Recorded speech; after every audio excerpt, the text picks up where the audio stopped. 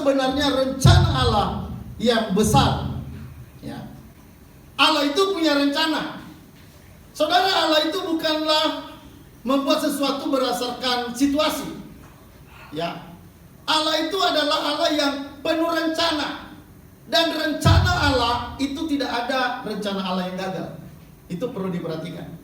Tidak ada rencana Allah yang gagal. Dan saudara, karena itu maka Allah punya rencana yang sangat penting dalam hidup ini. Tuhan punya rencana yang sangat penting dalam hidup ini. Dan apakah rencana Allah itu?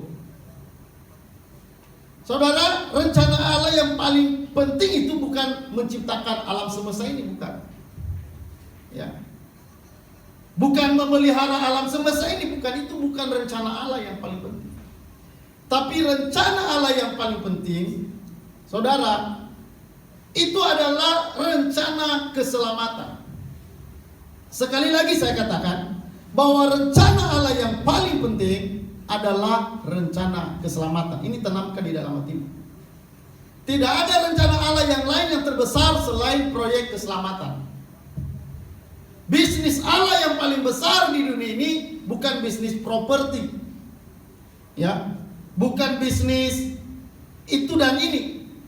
Rencana Allah yang paling besar adalah rencana keselamatan. Dan ini semua orang harus tahu.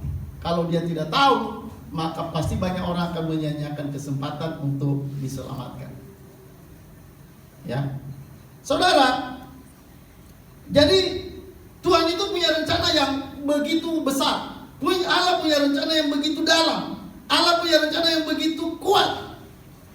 Dan itu adalah rencana keselamatan dan bukan yang lain. Jadi ini perlu diperhatikan. Ya, bapak-bapak, ibu-ibu, anak-anak muda, remaja, perhatikan ini. Karena kalau tidak, maka kita akan menghabiskan hidup ini hanya seperti orang berputar-putar. Seperti pintu itu, dia berputar hanya di situ aja dia.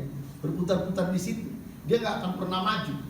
Tapi saya percaya orang yang tahu rencana Allah yang besar, dia tidak akan berputar-putar, tapi dia akan maju terus. Ya, dia akan melakukan hal yang sifatnya berhubungan dengan proyek Tuhan, yaitu proyek keselamatan umat manusia. Halo, ada amin? Amin. Ya, nah saudara, mari kita buka Lukas 1 ayat 77. Ya. Nah, rencana Allah yang terbesar itu pertama, saudara, adalah rencana keselamatan. Ya, rencana keselamatan itu rencana Allah. Nah, saudara, di sini kita akan menemukan rencana keselamatan itu, ya, bahwa rencana keselamatan ini adalah menjadi sebuah berita. Allah perhatikan, menjadi sebuah berita utama di dalam Alkitab kita. Ya, saudara, kalau mau melihat Alkitab, apa sih sebenarnya tulisan Alkitab itu yang paling penting? Apa sebenarnya yang kata Alkitab itu yang paling penting? Saudara, rencana apa dalam Alkitab, apa hal yang pokok yang penting adalah bicara tentang keselamatan. Jadi Alkitab itu, saudara, memiliki berita keselamatan dan itu adalah berita yang paling penting. Oke, saudara, saya baca Lukas 1 ayat 77. Untuk memberikan kepada umatnya pengertian akan keselamatan yang berdasarkan pengampunan dosa-dosa mereka. Ya, perhatikan di sini. Untuk memberikan kepada umatnya pengertian akan keselamatan yang besar berdasarkan pengampunan dosa-dosa. Jadi saudara, kita melihat di sini dalam kitab Lukas, saudara, Lukas mencatat bahwa saudara, Allah memberikan pengertian akan keselamatan. Ya. Jadi Allah memberikan pengertian, maka karena itu supaya orang mengerti berita keselamatan, maka berita itu harus disampaikan. Makanya dikatakan untuk memberikan kepada umatnya. Ya, apa yang mau diberikan pada umatnya? Pengertian akan keselamatan. Nah, banyak orang beragama tetapi sayangnya tidak mengerti hal yang utama, yaitu keselamatan. Jadi banyak orang belajar agama tapi hanya berputar-putar sekitar perbuatan baik, ya, amal, pahala, Itu aja yang diputar-putar oleh mereka dalam ajaran-ajaran, dalam berita-berita yang disampaikan. Tetapi saudara, Alkitab kita beda. Saudara, sangat jelas berita yang paling utama di dalam Alkitab adalah berita keselamatan. Inilah seharusnya hal yang harus diajarkan habis-habisan kepada umat. Inilah yang seharusnya harus dijelaskan secara terang benderang kepada banyak orang. Nah saudara, dalam agama yang kita lihat, berita keselamatan ini sangat kabur. Ya. Saudara, banyak orang bicara agama tapi sebenarnya tidak bicara keselamatan. Yang dibicarakan di agama hanya sekedar perbuatan baik. Katanya berbuat baik nanti pasti nanti punya pahala. Sehingga saudara, karena beritanya tidak jelas, sehingga keselamatan itu akhirnya sesuatu yang tidak pasti bagi banyak orang. Bagi banyak orang keselamatan itu nggak pasti. Makanya coba misalnya tanya, bagaimana kalau kamu mati? Pasti saudara jawabannya juga ngawur. Paling bilang saya maunya mudah-mudahan ke surga. Kenapa? Karena sebenarnya beritanya tidak jelas. Berita keselamatan itu apa? Ya. Jadi agama hanya menyampaikan ajaran-ajaran yang sifatnya umum. Agama biasanya ajaran umumnya adalah berbuat baik. Berbuat baiklah. Ya. Nah saudara, dalam konsep Kristen tidak ada perbuatan baik yang bisa menyelamatkan. Maka karena itu saudara, kalau kita hanya menyampaikan berita-berita yang umum, itu tidak akan bisa membawa dampak dalam hidup banyak orang. Ya. Maka saudara perhatikan, keselamatan itu adalah berita utama di dalam Alkitab kita. Berita utama dari Tuhan. Allah memberikan Alkitab bagi kita, itu mulai dari 10 hukum Taurat, baru nanti 5 hukum Musa atau Pentateuch, baru nanti surat-surat atau kitab-kitab para nabi. Nabi-nabi besar, nabi-nabi kecil. Semua beritanya itu saudara, kalau mau dirangkum, berita apa sih sebenarnya yang ada di dalam Perjanjian Lama? Berita apa sebenarnya yang ada di dalam kitab Taurat Musa, 5 kitab Taurat Musa? Saudara, sebenarnya hanya satu berita utama. Apa saudara? Yaitu berita keselamatan. Ya, makanya kalau bisa penceramah-penceramah, dia berbicara dari A ke Z, tapi tidak jelas tujuannya apa, itu orang yang hanya semacam mendongeng. Ya. Itu hanya semacam buat-buat sandiwara. Tidak jelas apa yang sebenarnya mau dicapai.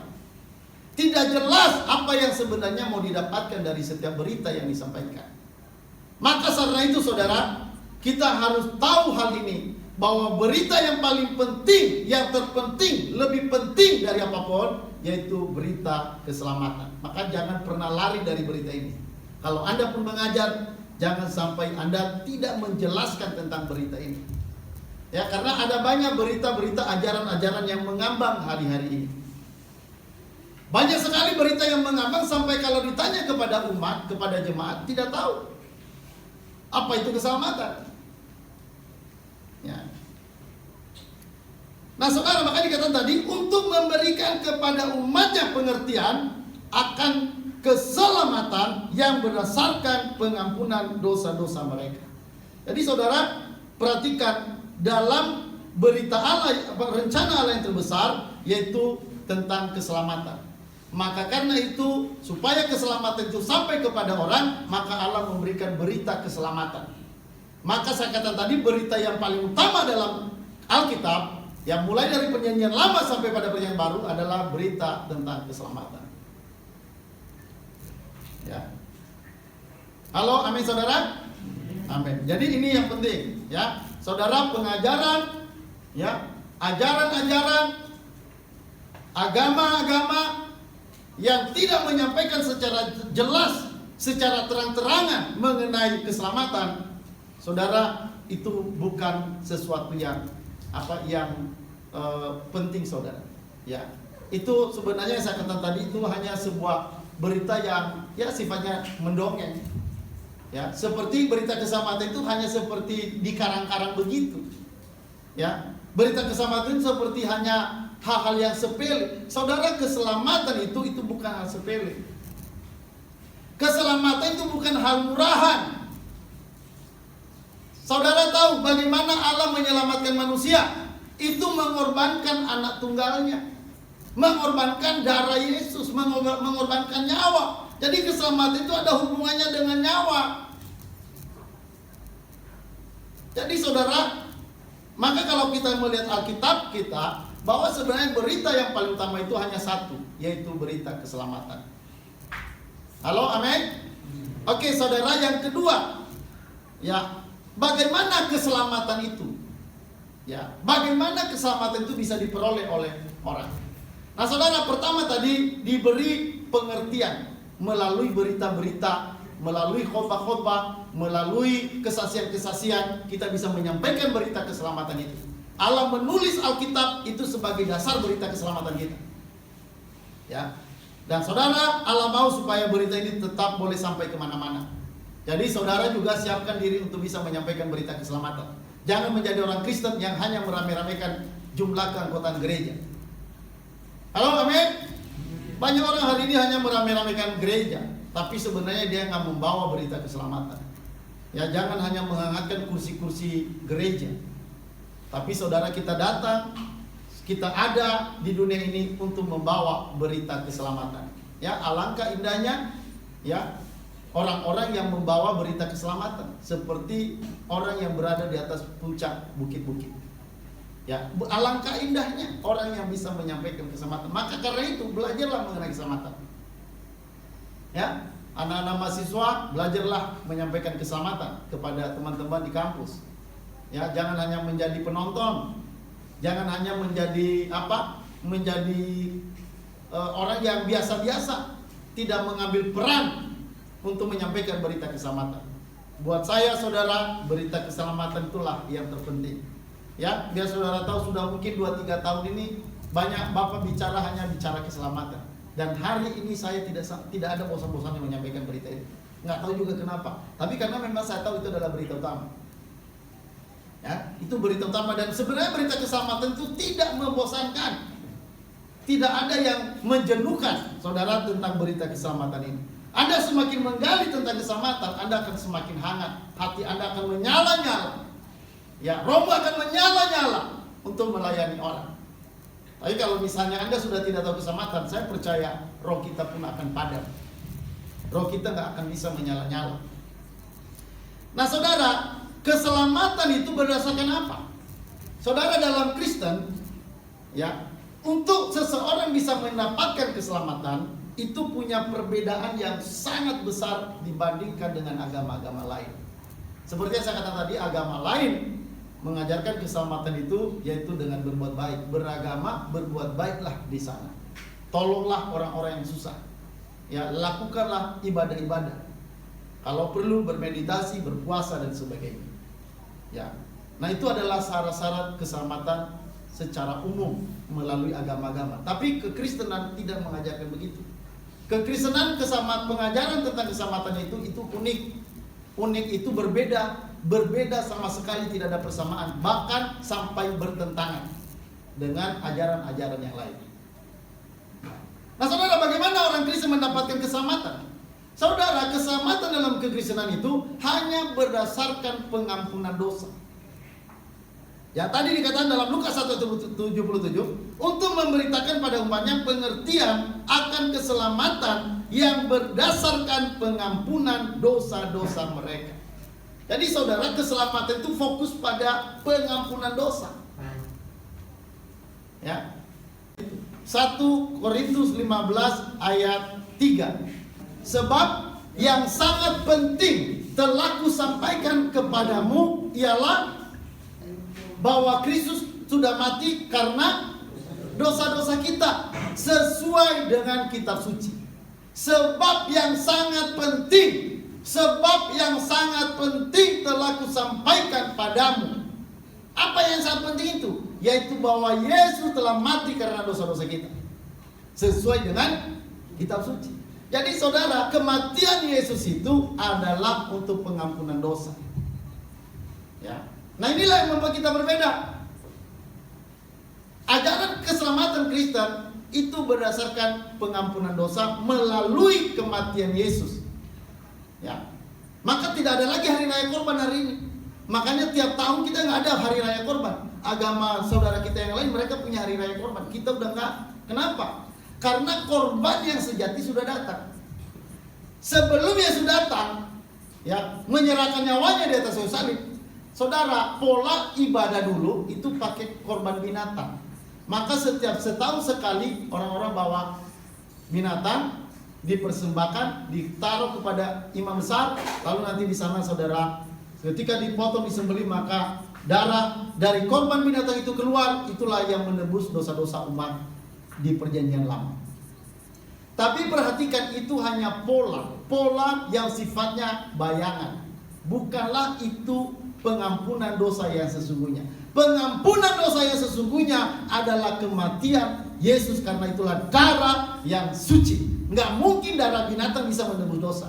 Jadi kalau di dalam perjanjian lama masih ada pola membawa korban, yang membawa binatang untuk korban dosa, ke korban penghapus dosa, itu artinya hanya sifatnya sementara. Itu pola bayangan, itu hanya simbolis bahwa sebenarnya ada yang mati buat kita nanti, dan itu adalah Kristus. Maka setelah Yesus datang mati di kayu salib, maka tidak ada lagi korban bakaran, tidak ada lagi korban penghapus dosa. Yang ada hanyalah korban Yesus. Maka berhentilah semua perayaan-perayaan berdasarkan korban binatang untuk menebus dosa. Maka banyak kan pola yang berubah. Kenapa di perjanjian lama kok bawa korban dulu? Kenapa di perjanjian baru nggak ada? Karena di perjanjian baru sudah, yang aslinya sudah datang. Yang menggenapi bayangan dari korban-korban binatang di perjanjian lama itu sudah muncul, sudah datang, yaitu Yesus. Jadi saudara, korban-korban binatang di perjanjian lama itu menggambarkan korban Kristus yang akan datang. Tapi karena orang tidak tahu, maka banyak orang terus balik-balik di perjanjian lama, padahal itu sudah lewat polanya itu. Prinsip-prinsip masih berlaku, tapi polanya sudah tidak berlaku.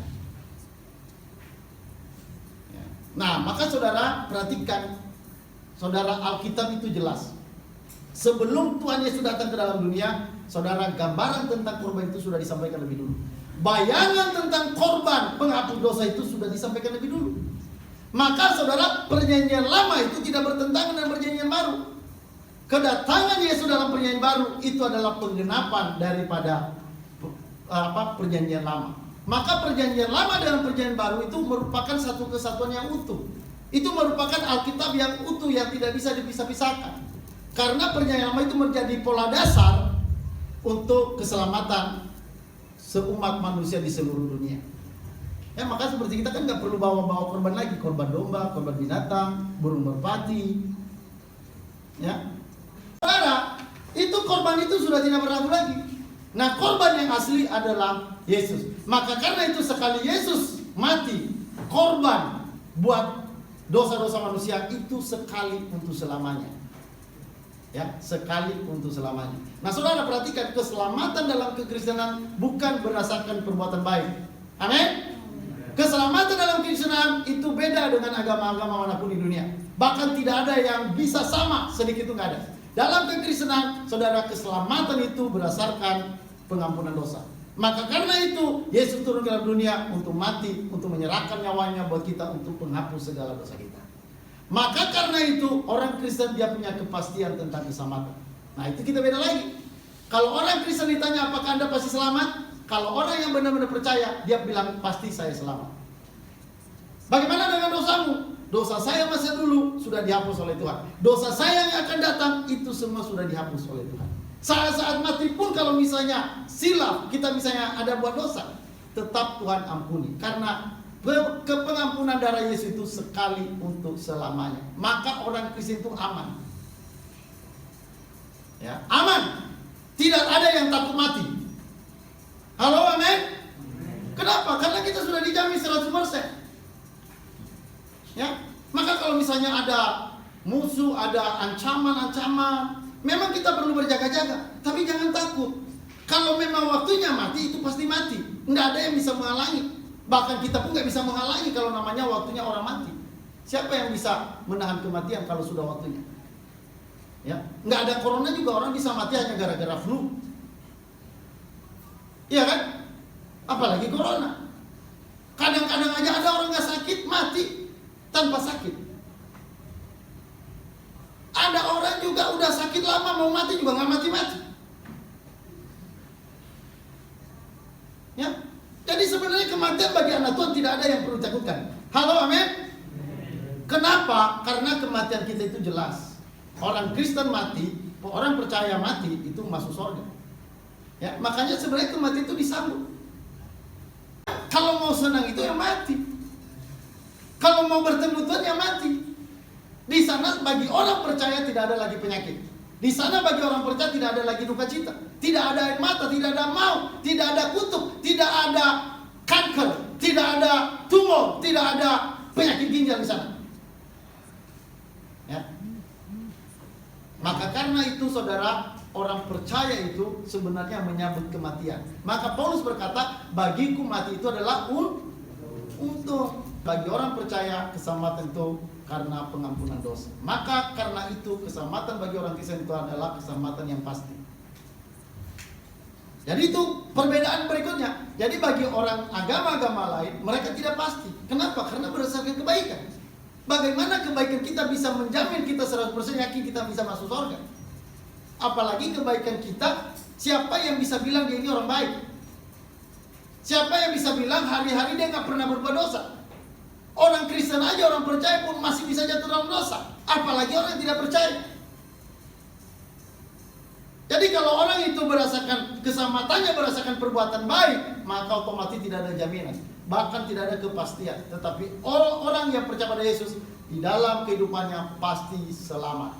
Halo, amin. Roma 5 ayat 9 dan 10 itu ada 2 kali kata di ayat situ saja katanya pasti selamat. Ya. Lebih-lebih karena kita sekarang sudah menerima Yesus, ya. Dulu saja sebelum terima masih berdosa, itu aja diperdamaikan. Apalagi setelah terima dan menjadi anak Tuhan, pasti akan diselamatkan. Ya, pasti selamat. Maka saudara, orang Kristen seharusnya tidak ada yang perlu ditakutkan lagi. Halo, amin. Amin. Nggak ada yang perlu takut. Misalnya nggak ada rumah, nggak perlu takut. Toh nanti kita udah punya rumah. Di sana Firman Tuhan berkata, di rumah Bapakku banyak tempat. Nah, apalagi? Ya, kalau ada rumah bersyukur. Kalau nggak ada yang ngontrak. Kalau nggak ada lagi rumah yang bisa dikontrak, ya buat pondok-pondokan lah. Buat tenda-tenda. Toh juga hanya 70-80 tahun kita lama di dunia ini. Lamanya kita hanya 70-80 tahun. Habis itu kan, ya udah pulang ke ramah tulah. Ya. Kalau udah nilai, maka kita udah duduk bersama dengan Abraham.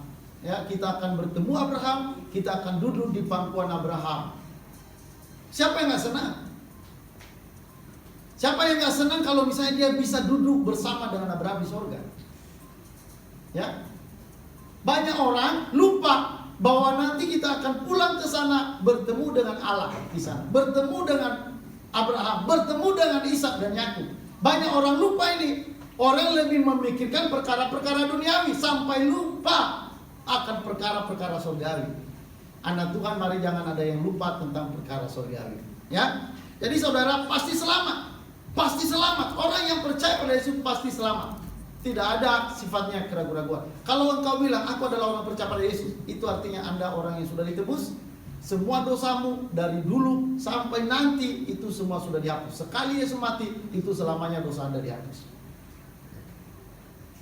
Ya, jadi saudara,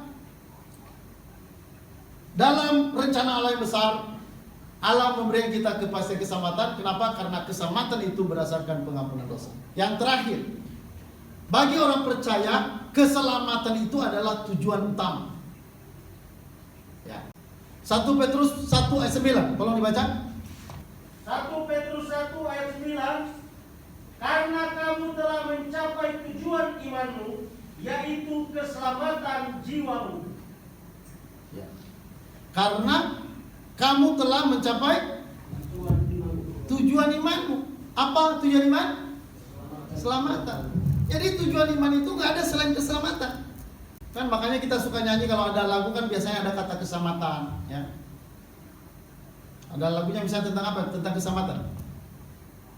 Keselamatan dari Allah. Terus yang duduk di atas tahta dan anak domba, hujan glori, terus hormat syukur dan lain-lain. Selamatan itu penting. Kalau saudara sudah sampai mendapatkan keselamatan, itu artinya Anda sudah mendapatkan harta yang sangat besar. Ya. Maka karena itu saudara, firman Tuhan berkata, untuk apa kamu memperoleh seluruh dunia, tapi nyawamu binasa? Apa gunanya kamu memperoleh seluruh dunia ini, tetapi nyawamu binasa? Ya, jadi saudara, nggak ada yang lain yang lebih penting. Dan bagi orang Kristen, ya, tujuan beriman, tujuan beragama, tujuan melayani Tuhan, karena kita sudah mencapai keselamatan kita. Jadi keselamatan itu menjadi fokus, menjadi dasar, menjadi tujuan utama bagi orang Kristen. Tidak ada yang lain. Maka dikatakan tadi, karena kamu telah mencapai tujuan imanmu, yaitu keselamatan jiwa. Maka karena itulah orang Kristen itu nggak ada yang ditakutin.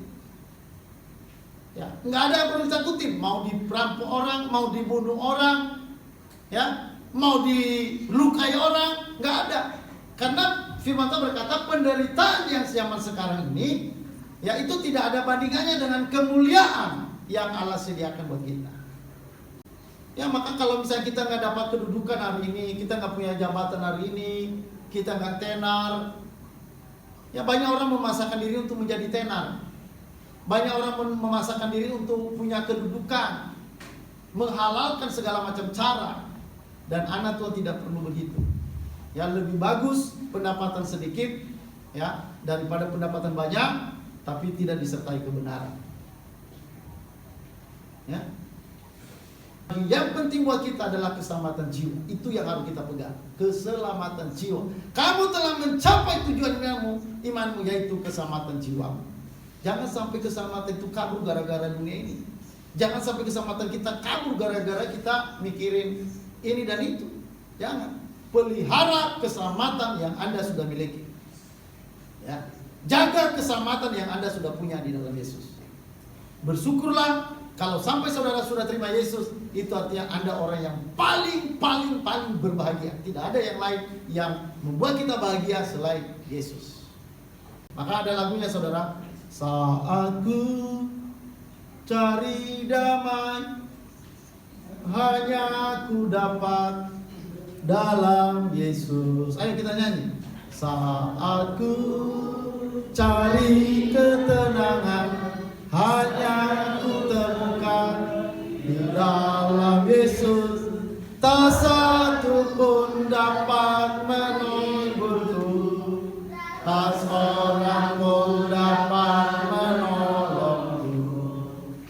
Hanya Yesus jawaban hidupku. Wah, itu kalau misalnya susah nyanyi aja tuh langsung susahnya hilang, kabur. Amin.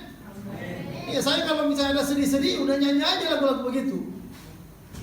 Saya kalau misalnya kekurangan uang atau kekurangan makanan atau apa, saya nyanyi lagu. Tuhan adalah gembalaku, takkan kekurangan aku. Ya, nyanyikan lagu-lagu yang berdasarkan firman. Jangan malah ada masalah malah langsung nyanyi-nyanyi dunia. Ya. Benci, tapi rindu jua. Itu malah semakin menghancurkan hati lagu-lagu begitu. Maka nanti cari teman-teman yang patah hati, akhirnya menjadi kumpulan para barisan sakit hati. Akhirnya nanti mereka demo di Jakarta, bergabung sama Anies. Iya kan? Ya karena mereka orang-orang yang baru sakit hati.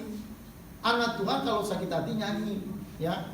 Apa lagu-lagu yang misalnya menyangkal luka hati, ya. Misalnya apa coba?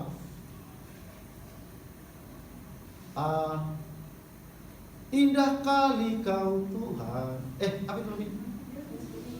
Oh, sungguh indah kau Tuhan. Sungguh indah kau Tuhan. Kan indah kali juga kan sama saja. Indah kali kau Tuhan. Lebih bagus mana? Iyalah indah kali. Kan lagu yang memang yang benar itu kan sungguh indah kau Tuhan. Tapi kan ada orang saking indahnya itu, indah kali kau Tuhan. Sampai lupa lagunya, sampai lupa liriknya. Akhirnya dia karang sendiri. Saking enaknya ikut Tuhan itu. Ya. Apa itu? Sungguh indah kau Tuhan, penuh kasih dan sayang. Kau sumber kekuatan bagi setiap hati yang terluka. Wah, saudara, itu kalau misalnya sakit hati, disakiti, misalnya diputus atau dipatahin, ya, saudara masuk kamar, ambil gitar, nyanyi. Sungguh indah kau Tuhan. 5 menit kabur itu luka hati itu. Amin. Amin. Saya dulu kalau misalnya sedih apa itu langsung ambil gitar nyanyi. Hanya beberapa detik langsung burung-burung ketakutan itu melayang habis, lenyap. Ya, maka saudara, anak Tuhan itu memang senjatanya itu sukacita. Ya, makanya Firman berkata, bersukacitalah selalu. Sekali lagi kukatakan padamu, bersukacitalah dalam segala keadaan. Jadi mari kita bersuka, nyanyian-nyanyian ya, yang saudara di dalamnya mengandung korban, tapi dalam korban itu kita puji Tuhan, itu yang disebut korban pujian. Itulah menjadi sesuatu yang menguatkan kita. Ya, maka saudara, orang-orang yang saya pikir kalau orang-orang yang suka nyanyi itu bisa mematahkan segala tekanan, bisa mematahkan segala perlawanan, bisa mematahkan segala macam tekanan-tekanan dalam kehidupan ini. Maka karena itu saudara, mari belajar tahun 2021 ini, mari belajar terus bersukacita di hadapan Allah. Amin. Lagi dilukai orang, kita bersukacita. Ya, dimaki orang, jangan balas memaki. Ya, balas dengan dia bilang puji Tuhan. Ya. Dikata-katain, bilang haleluya, puji Tuhan. Saudara, kalau kita sakit hati, tertekan, biasanya keluar apa? Haleluya. Ya kan? Kalau anak Tuhan pada zaman gereja mula-mula itu dianiaya luar biasa, tapi mereka malah menyambut harimau, singa, binatang buas, mereka sambut dengan sukacita, dengan senyuman. Ya, dan orang kayak gitu saudara, itu akhirnya memang mereka mati, tapi saudara saat mati itu Tuhan sudah mengambil mereka. Tuhan sudah siap untuk mengumpulkan mereka. Sama seperti Stefanus ketika mati, waktu dia dilempar dengan batu, lalu saudara firman Tuhan berkata, lalu dia melihat anak manusia, lalu saudara dia menyerahkan nyawanya, lalu dia berkata, terimalah rohku, lalu dia meninggal. Ya, dia mati tidak sia-sia, mati sebagai martir. Ya, anak Tuhan, mari saudara, jangan kita sia-siakan hidup kita, jangan kita banyak mengeluh. Kiranya tahun 2021 ini kita mulai dengan sukacita, kita berjalan bersama dengan Tuhan. Ingat bahwa Tuhan tidak pernah membiarkan kita dan Tuhan tidak pernah meninggalkan kita sekali-sekali. Ya, apa yang harus kita buat? Mari kita melakukan sesuatu yang penting untuk kemajuan kerajaan Allah. Ini adalah waktu bagi kita untuk menabur yang baik, melayani, berdoa, membimbing orang pada Tuhan, mengajar orang, bersaksi dan sebagainya. Ini adalah waktu yang harus kita lakukan. Ya, kiranya waktu tahun 2021 ini kita pakai buat kemuliaan nama Tuhan. Amin. Oke saudara, itu aja firman Tuhan yang saya bisa sampaikan pada kita. Ya, mari